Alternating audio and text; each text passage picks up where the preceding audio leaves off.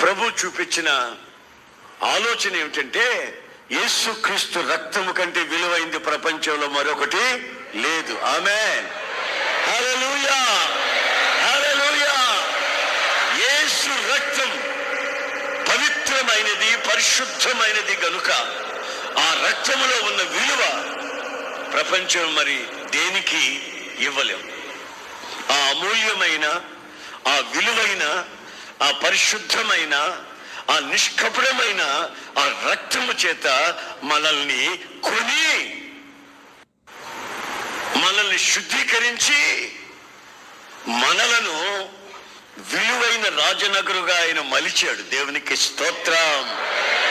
ఇక్కడ ఉన్న వాళ్ళలో ఎవరైనా ఇంకా యేసు రక్తం చేత కడగబడకపోతే నీ బ్రతుకు విలువలేని బ్రతుకు అనే సంగతి వాస్తవం.